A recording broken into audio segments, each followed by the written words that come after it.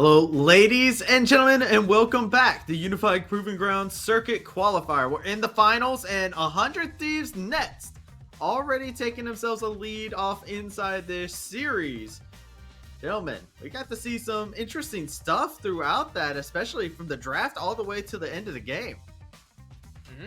Very fun times. So already here for 100 Thieves next, it was a really close one all throughout, I feel. And even for Golden Guardians, they had that early lead on Tony Top's Jax. So 100 Thieves sort of had a comeback victory. I think it's a little bit more nuanced than that, but if you look at the gold, it was technically a comeback. So big on them.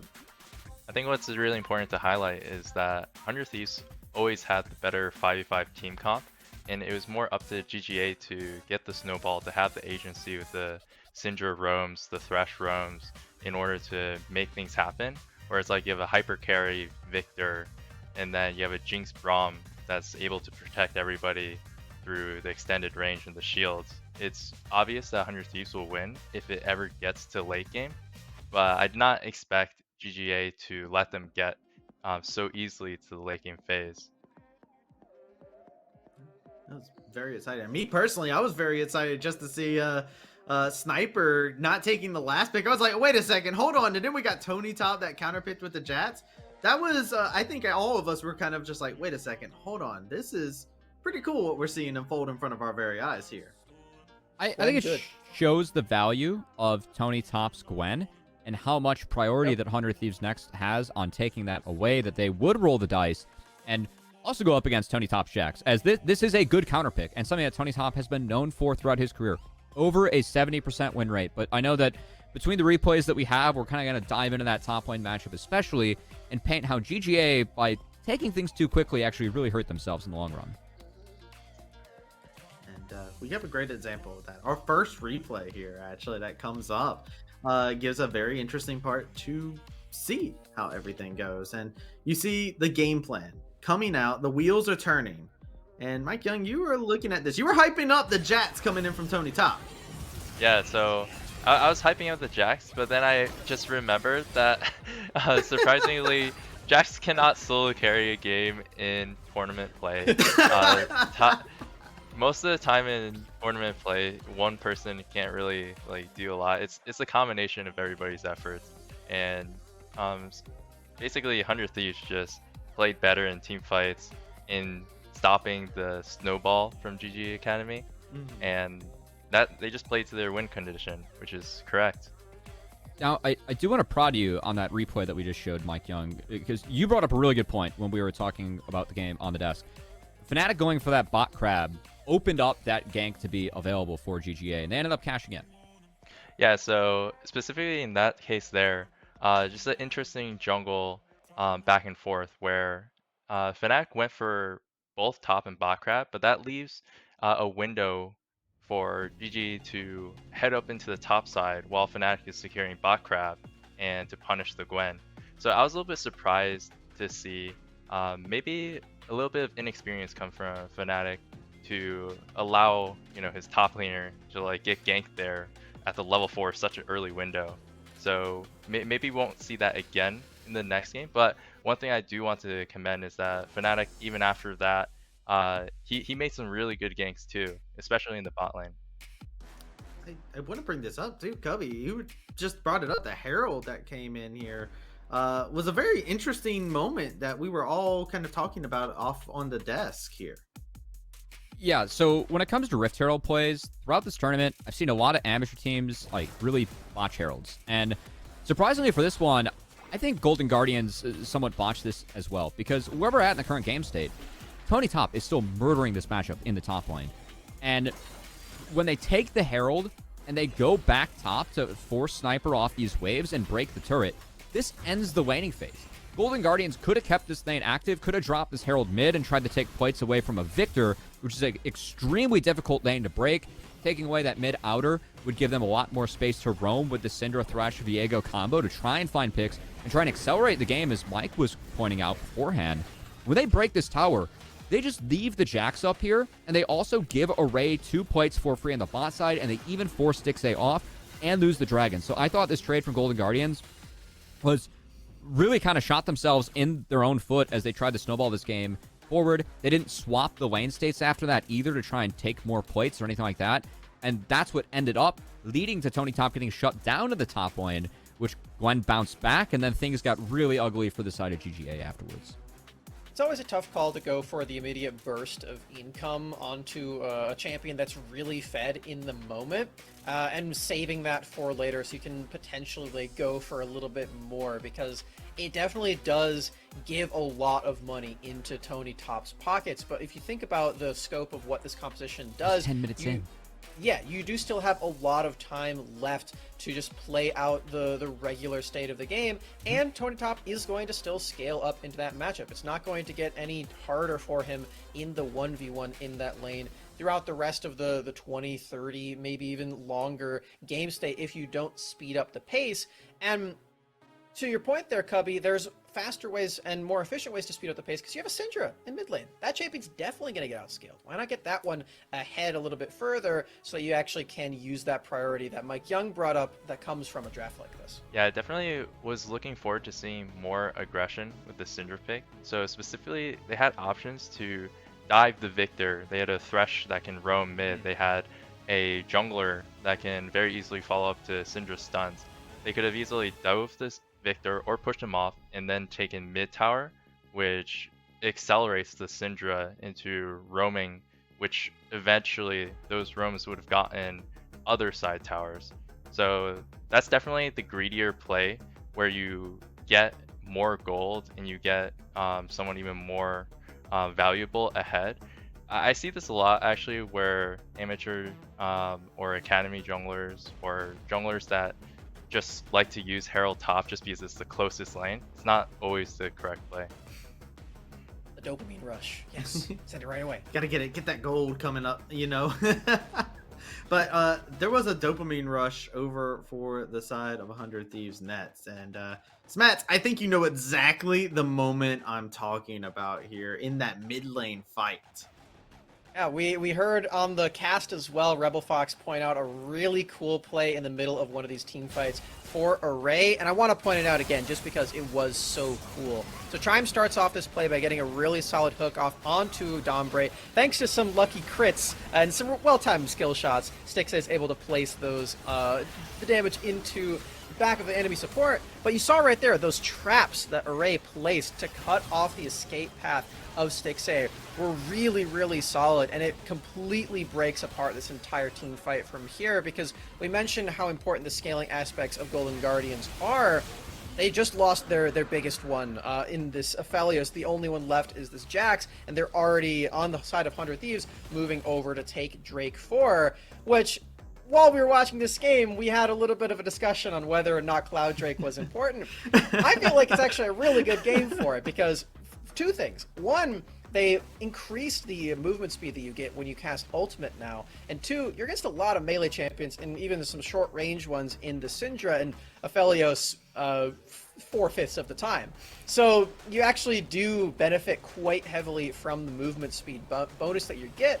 And we actually saw that in the last team fight of the game as well, where they were just able to extend their reach well beyond many structures in that game and completely break apart from just one team fight.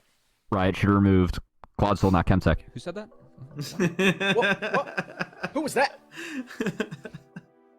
Who was it? That was a voice inside of the skies, but the voice inside of the skies is telling me we also have a post-game screen to actually look at the gold lead. As you guys were talking about at the very beginning, you can see the damage that was done inside of this game, and oh man, it's hot. Like I said, it was, by all accounts, a comeback victory when looking at the gold. Even though it did not really feel like it the entire time. It just goes to show just how much priority you can get off of this Syndra pick and just how well Ryoma is laning in these games. I think Golden Guardians is going to acknowledge that he is definitely on a roll in past games and also today, and probably incorporate him more heavily into the way that they are playing throughout this series, because Ryoma definitely did carry his weight all throughout this game. It was just a tough game for Syndra, considering they didn't really play to it, and there's a Braum on the other team. One thing I want to One thing that I want to highlight here actually is that The damage graphs don't actually show the story behind how far ahead Jinx and Braum were in laning phase, because they were able to get multiple plates as well as control the bot side in a scaling, more of a scaling 2v2 matchup. Because Jinx Braum is going to have a much easier time into the entire enemy team rather than an Aphelios Thresh that might have a hard time just walking past Braum, or the Xin Zhao that might have like the invulnerability auto attack field against like such a short range champion like Aphelios. I think a lot of that was from the Rift Herald play, because that also made sure that Array got ahead. And I do want to credit Sniper a lot in this game. I think that we have such high expectations for this player. This guy's 15. He is that good, and he does warrant that. And his ability to team fight on the Gwen as things went on. He was set pretty far behind by the fact that Jax got first brick, didn't have a lot of real estate to work with in the top lane.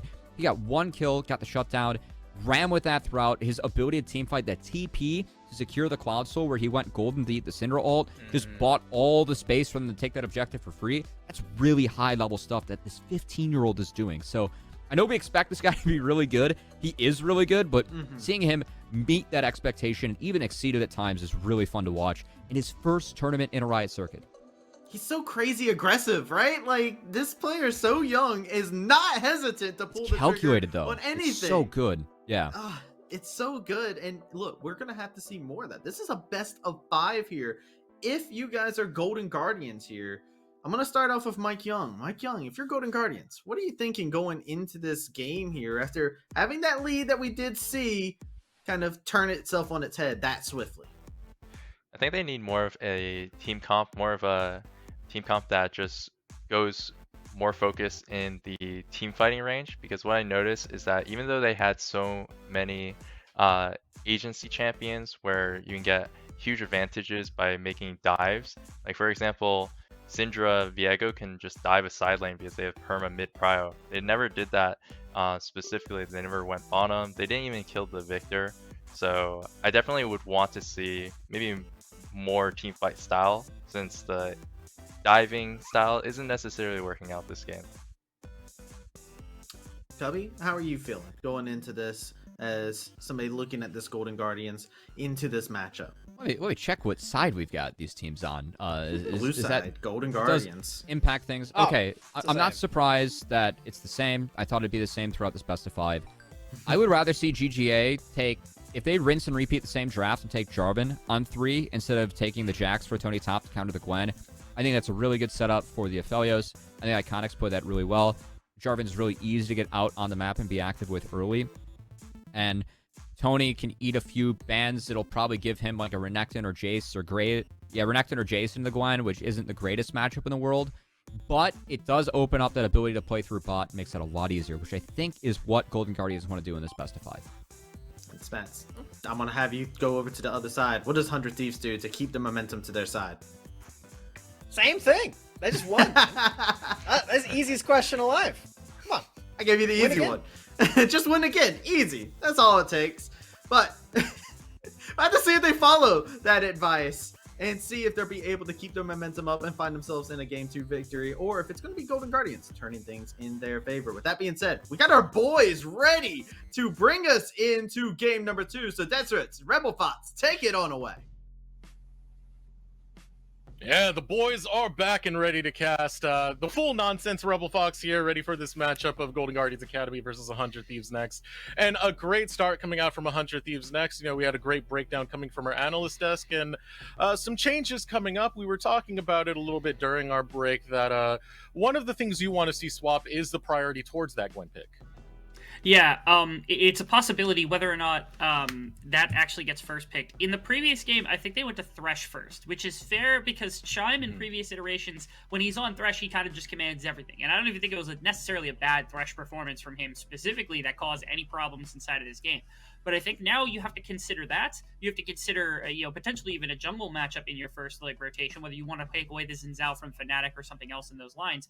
There's more priority than I think you need from that position. And I think you can be more creative with your support role, right? We've seen Karma a lot from Chime in the bottom side. We've seen Lux down there a lot, and the ability to carry with that champion in the bottom side. And you're playing into Dawnbray, who has not been playing Enchanters at all. He's playing melee champion. He picked Braum in the last game, for goodness sake. Like, to me, they need to punish the bottom lane a lot harder. And the way to do that is with Chime. So don't first pick Thresh. Don't show me that. Show me something more priority on the top side. Show me a top laner that's going to first pick with the Gwen if you're really comfortable in any matchup. Or more specifically, go to Xin Zhao, take that away from Fnatic if you're not going to pick.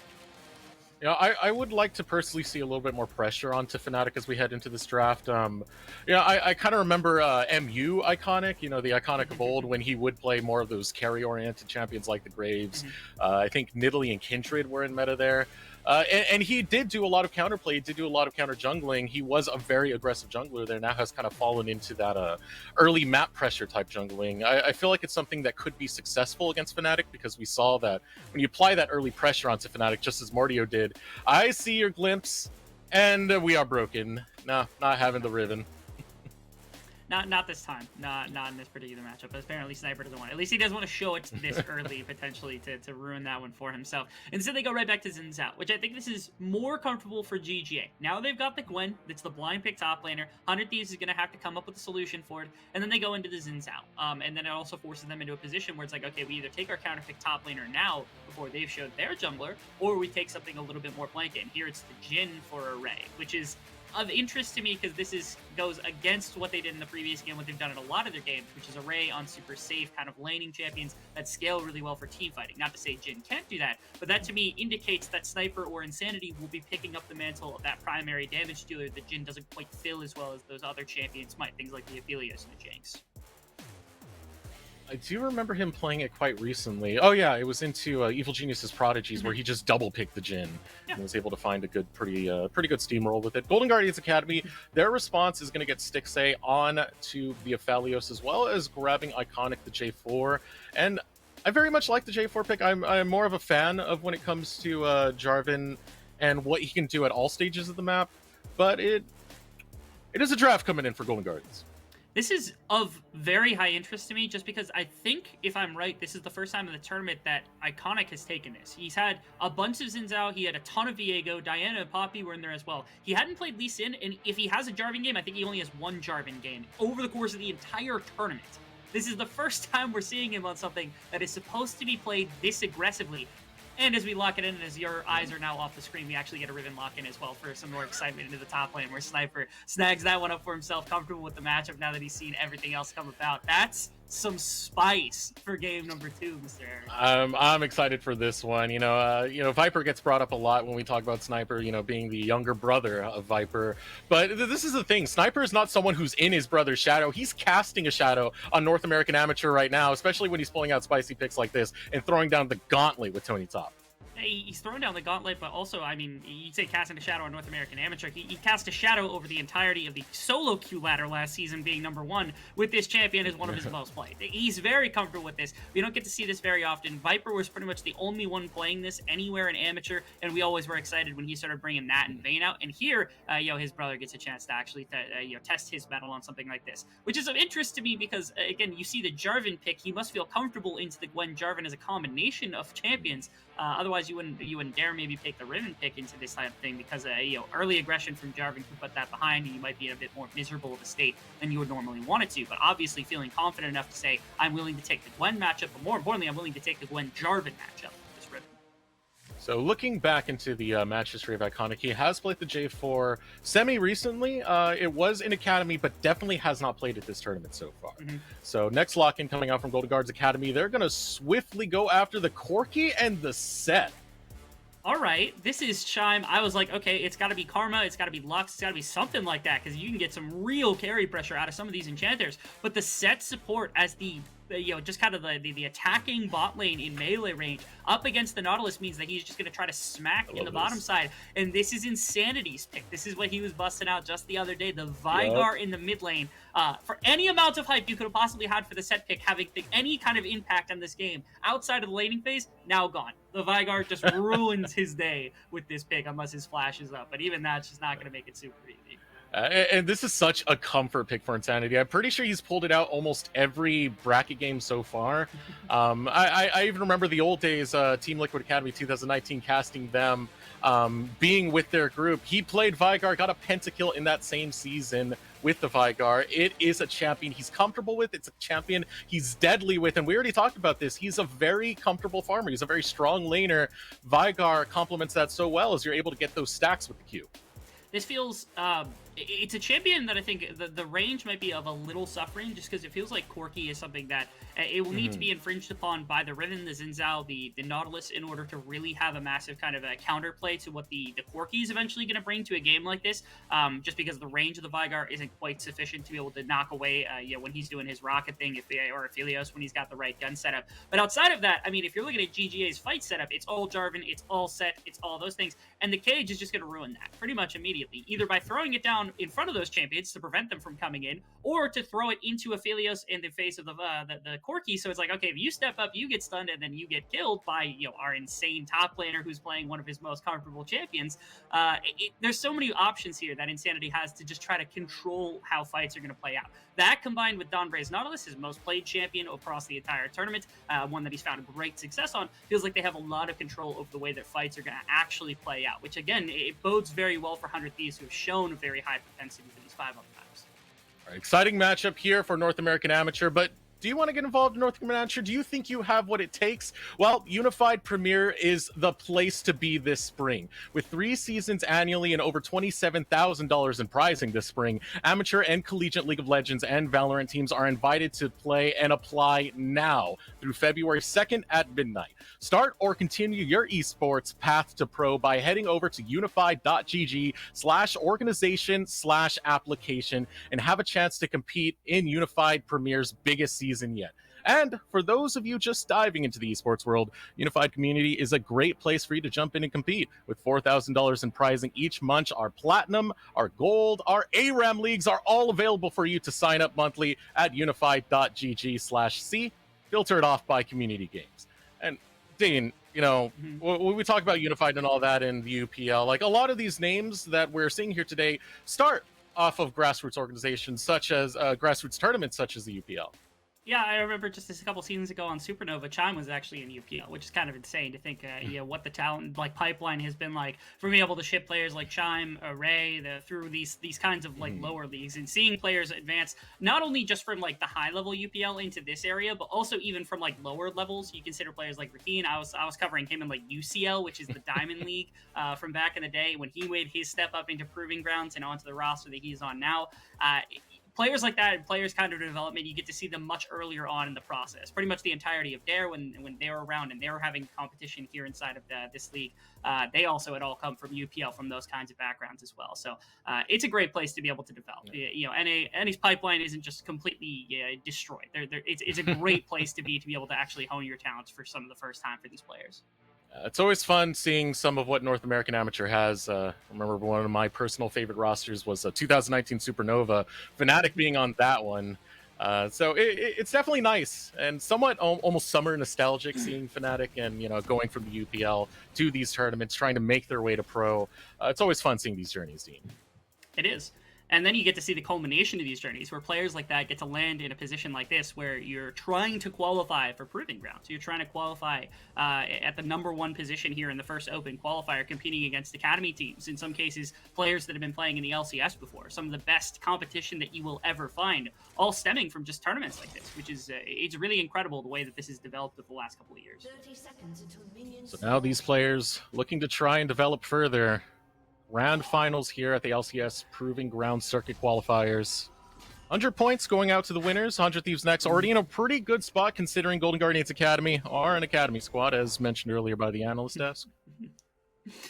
Oh, look at Sniper in the top lane, man. He's out here with the Flash Ignite top lane up against Tony Top. I know the Ignite teleport was expected from the Gwen, but to have that aggressive type of summoner setup against a laner that a lot of people have seen and is actually, I think, at least in my opinion, been able to claim a really solidified spot inside of Academy as a great top laner, especially when referencing his lane, his ability to side lane, things like that. Tony Top's one of the better. So Sniper having a performance like he did in game 1, and if he's able to flex the way he does in game number 2 here, especially on his trademark pick, yeah, it speaks a lot to the volumes of Sniper more than it feels like to the deficiencies of what Tony Top has to bring to the table, which I think is humongous when you're comparing newer players, younger players like Sniper to some of these. I'm not even going to call him. I should call him a veteran because he's been around longer, but honestly, he only stepped in like a year and a half ago, 2 years ago as it is. I mean, Sniper, you know, seeing some of the interviews that this kid has put out, he is confident, you know, saying straight up that he never gets nervous for a lot of these matchups, that he's just ready to play and he's ready to carry. You know, we've seen his diverse champion pool. He's put on some noticeable stats, some highlight performances. It is a challenge for Tony Top, who is more established within the scene, who has been definitely grinding the scene for a long time. A lot of exchanges going off in the mid lane here between Ryoma and Insanity. Insanity getting the better of that. To me, this game for Golden Guardians is all about Ryoma. There is not another game plan here. Stixxay is good. He's great at the Aphelios. It's going to be something that can scale into team fighting.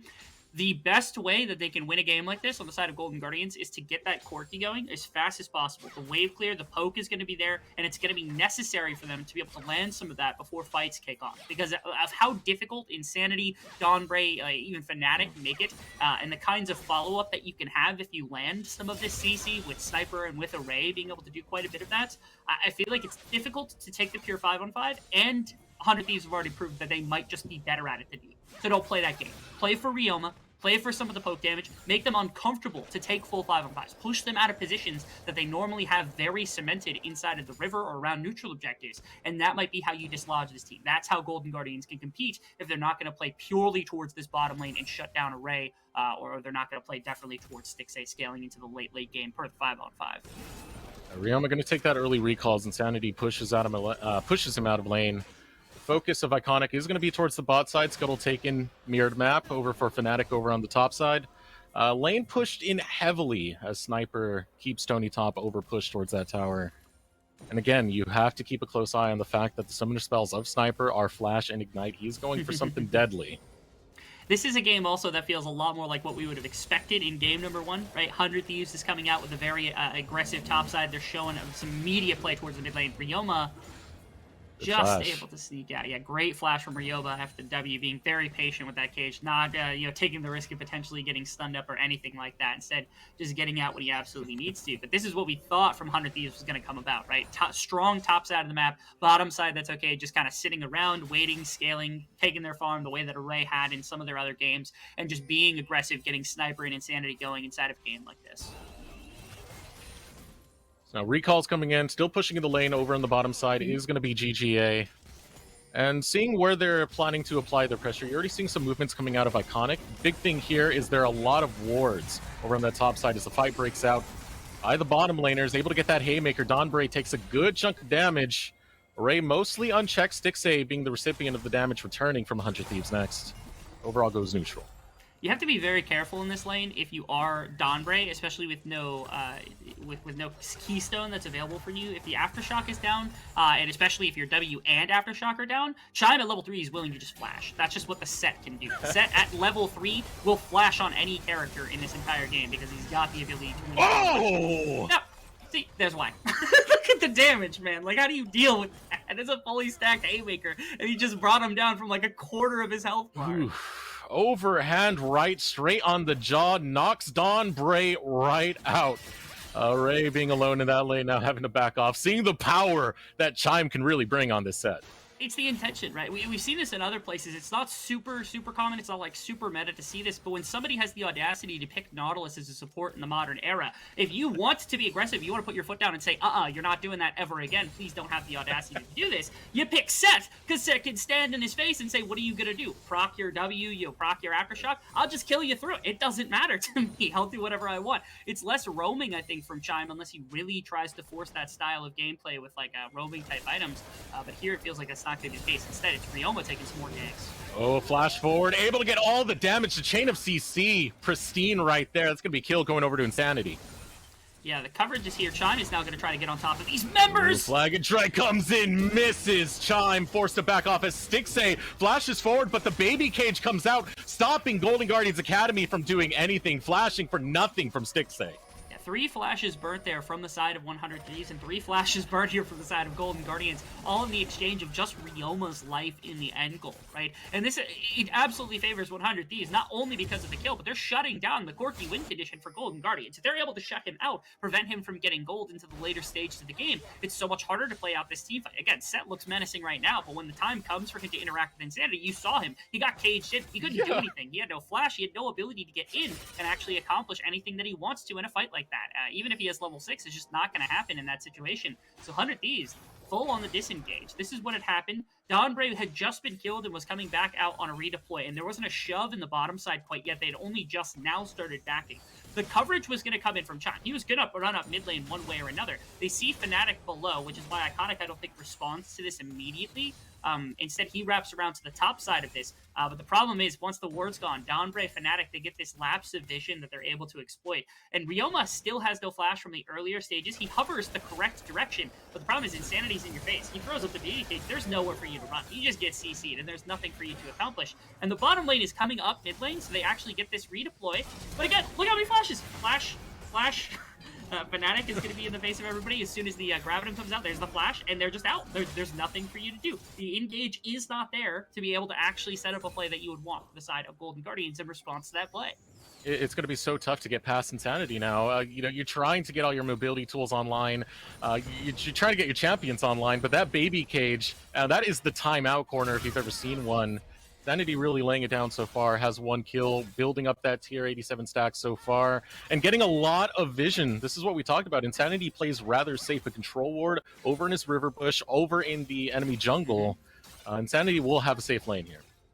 So much control here. And once again, it's not been the most loud of early games here for Iconic. We're only about 10 minutes in, so I'm going to give it more opportunity. But again, Iconic has not been known for these ganking champions over the course of this tournament. He might have played in an academy, but that's really not his forte, or at least not what he's shown for the majority of this time. Thank you for the nice stab there, Snipers. He's able to catch this wave, and nobody's here to pressure him off it, so instead just gets a nice delivery of that to him underneath of his tower. Goodness gracious. Bottom side is being controlled decently well from 100 Thieves, and the top lane has been on an island, and it's led to a 23 CS deficit. They also get Dragon on the bottom side. Rift Herald is not being contested right now from Golden Guardians. Golden Guardians feel like they're bleeding out very slowly here against 100 Thieves, and their composition really doesn't bode well if that's the case, and I don't like that. I feel like Golden Guardians need to accomplish something in the early game to begin building on very quickly. Oh yeah, I was getting quite excited for the fact that going for the J4 actually got a hold of that thought, because a fight breaking out in the top side using the ultimate is going to be Tony Top. Tries to take down Sniper. Sniper able to dash away. There's no backup in the area to set up a tower dive. Sniper will be able to get out.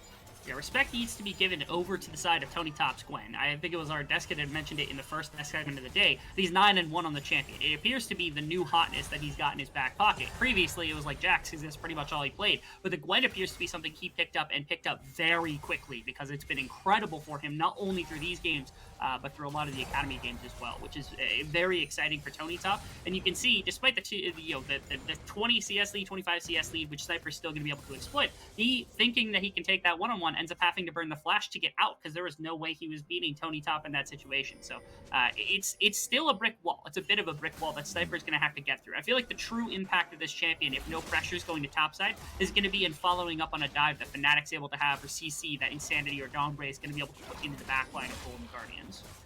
Well, Guardians Academy now going to take advantage of the situation, having all this control towards the top side. You were talking about it with Tony Top. They're going to be able to grab the Rift Herald. Chime now rotating out. Over for this Rift Herald to make sure it's going to be secure.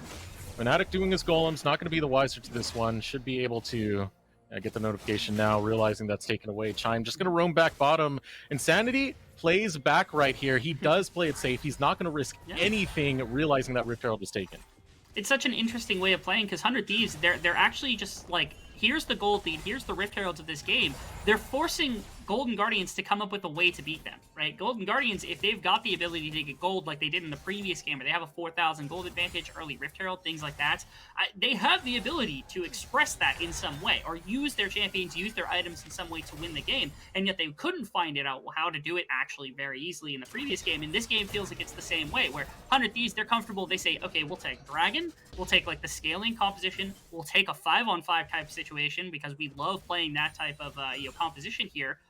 what is your response? What are you gonna do to actually thwart this? And so far, Golden Guardians haven't been able to come up with an answer. And I'm still waiting. Chime has had incredible roam pressure, hasn't quite had that in this series up against Donbray, or up against pretty much any lane. And again, Iconic is once again we're 12 or 11 and a half minutes into this one, still no interaction between him and anyone on the map except for that one mid cover that ended up in Ryoma dying and nothing happening, but 3 flashes burnt on both teams.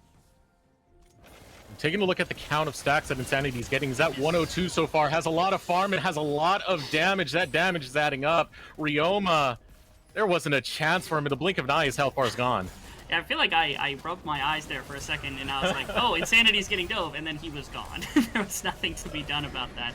This is the play for Golden Guardians in response, which is the bottom lane tower. Can they actually get the full tower is the question, because right now they're going to have half a plate. That armor is just too high, though, so they can't wrap it up. Tragic. This is what we wanted. We wanted them to play towards bottom side before the series had started, because it's what they've been doing and been best at for the course of the tournament, but it feels a little late right now. They're 12 minutes in. Yes, they get a couple of turret plates into the Aphelios, but already Corki's been put behind. Top lane matchup isn't going perfectly for yourselves because 100 Thieves have like this incredible Riven that's already up in a massive amount of gold. It's not a good look right now. Golden Guardians are able to, they're going to have to dig a lot harder to get Stixxay in a position where he can solo this game. Coming back off the recall, I do want to take a look at the stacks here. Again, Insanity has been really farming well, and of course getting stacks off the kills onto Ryoma. It adds up pretty quickly. Actually, taking a look at the total gold, Insanity has been cashing in thus far in this game. Yeah, really close between a lot of the middle members, but Insanity, like you said, cashing in the most of any single champion, just because he's been able to pick up both of the 2 kills to begin with. And this isn't a place you want to be against a Vigar that's getting gold in the early game, as well as getting stacks very freely in the early game, right?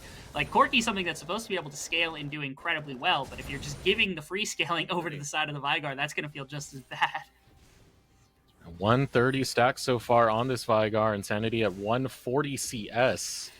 Really keeping it up quite well. We're only 13 minutes into this game. Tower going to fall in the bottom lane. No one really there to acquire the gold for it, but another blue buff going over towards Insanity as 100 Thieves next start stacking up towards this dragon side. Yeah, both teams. This feels like we're Golden Guardians. They're like, okay, we've got a set, we've got a Jarvan, we have to do something with this. That hurts to see. The Haymaker used defensively, and Iconic destroyed by the ultimate of Insanity. I really am trying not to be super negative about this, but Golden Guardians, I get what you're going for there, but like, you get caught out in the river. Look at the amount of control that 100 Thieves have. Their bottom lane was already pushed out. Their mid wave was getting pushed out. The Corki doesn't have the damage or the wave clear yet to really keep mid lane pushed in the way you would want it to have that kind of interior between mid and dragon pick kind of control that they wanted to. And they got caught out with a melee champion, right? Shime wants to be in the river. He wants to be in the fight or on a flank angle to find something creative to look for in a fight. They want the Jarvan to be able to accomplish the same thing, but neither one of them are capable of doing so because the control's just there for 100 Thieves, and even if you get it, you're still playing into an insane Vigar with all this CC to control the way that fights turn out. It's not good. Golden Guardians feel like they're without a win condition at this point in the game. I'm trying not to say just outright that 100 Thieves are going to win this one because their gold is not looking bad, but it feels so bad to be Golden Guardians right now. It feels like a lack of action proactively coming out from Golden Guardians Academy. One place I can point is going to be Iconic again. You know, we don't see him ganking early. We don't see him making those early plays, and this has allowed 100 Thieves next for their lanes to feel so confident pushing up as far as they are. Getting the advancements that they are. 100 Thieves next. Looking out their jungle, Golden Guardians Academy are starting to stack up in this area. Iconic now stalking Donbray. Has to know that Fnatic's in the area as well. His red buff is up. That ward is going to spot him out, so having some insight where Fnatic is. Golden Guardians Academy not going to challenge, just getting the information for the time being. There comes a time and a place where eventually, like, the scaling of this set is just not going to be anywhere near capable of being able to join fights for the most part. I feel like Jarvan eventually actually gets there very much so too into a composition like this, where like neither one of them can stand against the melee champions. Like Xin Zhao, they're not going to be able to stand against Riven. Donbray is pretty much the only thing that can actually fight, but Donbray's job is just to put in an ultimate, put in some CC to the best of his ability, and then just stand there and make sure that nobody jumps on an Insanity or be a bodyguard for other people. So like, you don't care, right? You don't care if he actually goes down in a fight. So eventually you're just losing so many members of this team, and no gold has gone on to the right members. And Golden Guardians, that their lacking it. 100 Thieves have done a great job not only just shutting that out by, ganking Ryoma and setting up Insanity for a bunch of success, but the fact that, 31 CS top lane, because nothing has gone on up there, there's been no action at all. Bottom lane, they got the 1 kill off the back of the early play, but no ganks went down there either. Now Donbray's in some trouble, but he's not even going now. Oh, he's not even going to go down. He's going to get the hook and return the favor to Iconic. Iconic drops in the process, but it's going to be Donbray giving up his life. The curtain call comes out. Ray picks up that kill. 1-for-1 exchange, but that is a jungler for support. 100 Thieves next are happy to take that. It's a 1-for-1. Array does trade a kill with Stixay, which I think is ultimately favorable for the Aphelios. He gets stunned out. He's going to take so much damage! Oh my goodness! Oh, no! That damage was insane. Came right out of Insanity. He's able to punish Stixay for the misstep. Chime just trying to defend here. Too much of a threat is Insanity right now, and too early of a stage of a game. What defense are you to hold against that either? What are you supposed to do to prevent Stixay from dying there? You have no protection tools. You've got aggression out of your set, right? You've got aggression out of your Jarvan. You don't have anything defensive. You have your counterplay to that is try to aggress against the Vigar, but you can't because the cage is in the way. There's no way for you to play into that. It's terrible. 100 Thieves have dug themselves so far into this hole. I don't think there's a way for them to dig out, right? I don't think there is. They traded 1-for-1 here, which was great. They took way too long to try to kill Donbray over the course of this play, which was so shocking. It was because Donbray turned around. I feel like they didn't really need to full commit to this if they didn't want. They were a little early because I think Sniper wanted to be here for the entirety of the play. If they had waited another 5 seconds, maybe he would have been here, or the wards would have driven off the back line. But this is the important part. Insanity walks up. There's no way you can let him do this. He just walks up and catches Stixay. Who's there to deter him from doing that? Yes, the flash ends up getting burned because Insanity doesn't want to get caught in an ultimate from Chime after like a haymaker or something along those lines. But it doesn't matter. Like, I don't even know that they would have killed him if he had that unless they put him under tower. I mean, if we're going to see situations like this heal is not really going to do you any favors. I would have much liked to cleanse when you're dealing with Insanity being this aggro at this stage of the game. You can tell Golden Guardians are trying to set up something. They keep doing these proactive movements. Like early, they shoved in the bot lane to try and set up Rift Herald, but going after Donbray backfired on them. Now they're trying to find another setup towards this Drake as they push in some vision towards this bottom side. Sniper going a little bit blind here, doesn't realize there's 3 members of Golden Guardians waiting for him. Is going to spot that out now. Here comes the flag and drag over the walls. Iconic looks to chase after Sniper. Sniper gets away and makes it look easy. Nobody decided to flank around the outside edge because they're terrified that he was going to be able to turn that situation. And now, that's a very dead Ryoma in the mid lane. The Corki has been bullied all game long. Mid tower goes down. Insanity's actually on the cutoff angle as well, so nobody can walk directly here, which means they might actually pull mid inner as well. Which is... this game's chalked. Like, I don't even know how else to say it. I feel like 100 Thieves just win this one. They're only up 2k, but this already feels like a defeat for Golden Guardians. It feels like they're doing nothing to accomplish anything short of just getting beat in this game.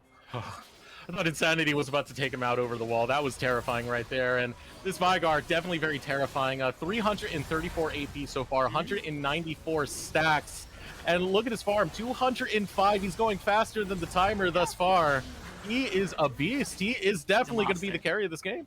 Yeah, and he's gotten Anathemas, which is funny because I was actually contemplating who in the hell would he put this Anathemas on? Who is actually doing damage to him? And I'm like, Ryoma makes the most sense, right? Maybe Stixay, because Stixay's got AD in his back pocket.